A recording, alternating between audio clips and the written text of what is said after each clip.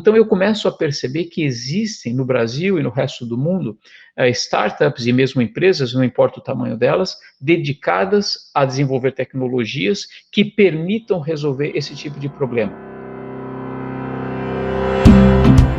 Não é coincidência que os Estados Unidos eles têm o melhor ambiente de inovação possível no mundo hoje, né? Embora a gente veja outros locais no mundo todo emergindo como grandes centros de inovação, inclusive Singapura, por exemplo, é um lugar, Dubai é outro lugar que vem investido muito na parte de inovação. E a não coincidência advém do fato desses governos eles estarem atentos à necessidade de produção de novas tecnologias e, por consequência, trazer novas inovações. Então, esses governos eles vêm investindo nas condições ideais para que startups e empresas, de uma forma geral, de pequenas a grandes corporações, eles façam parte de um chamado ecossistema de inovação, em que as condições para que criatividade, inovação e desenvolvimento aconteçam.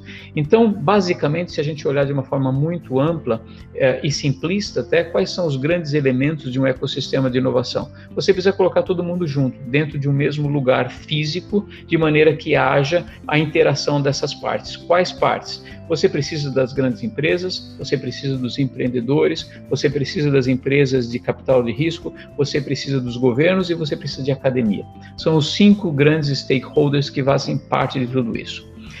Como que eu ligo essa história aos grandes problemas que nós vivemos no mundo todo do agronegócio, especificamente aqui no Brasil, com relação às chamadas dores que o produtor tem, dores que a sociedade tem? Eu estou utilizando esse termo dores porque é exatamente essa terminologia que as startups utilizam.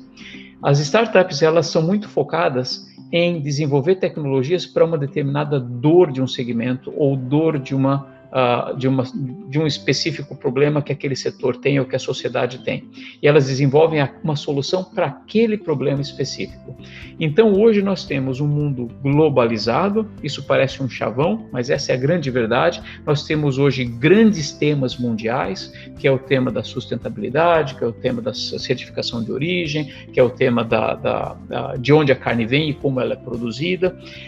Então, eu começo a perceber que existem no Brasil e no resto do mundo startups e mesmo empresas, não importa o tamanho delas, dedicadas a desenvolver tecnologias que permitam resolver esse tipo de problema. E qual que é o problema? É o problema em si ou é o problema em produzir mais com menos utilização de recursos? Eu acho que é justamente por esse caminho. Quando a gente vê o outro chavão que se fala muito, que nós temos uma população em crescimento, que vai atingir quase 10 bilhões de pessoas em 2050, isso é fato, isso é uma verdade. Agora, como nós alimentaremos essas pessoas? Através apenas de proteína animal? Hoje a gente começa a ver, e eu não vou entrar no mérito dessa questão, mas eu já começo a ver que existem empresas atuando em proteínas alternativas. Há proteínas advindas de artrópodes, por exemplo, proteínas baseadas em vegetais e tudo mais. Então, são maneiras de você alimentar uma população que ela inexoravelmente vai ser muito grande daqui a muitos anos, né? Ou daqui a poucos anos, talvez. No que vem para o agronegócio, essas tecnologias, elas vêm para aumentar a produtividade utilizando menos recursos, fazendo com que você, ou dentro de uma mesma área, consiga produzir mais proteína, ou você consiga produzir em áreas menores a mesma quantidade de proteína, mas de uma maneira mais sustentável e com menos impacto ambiental.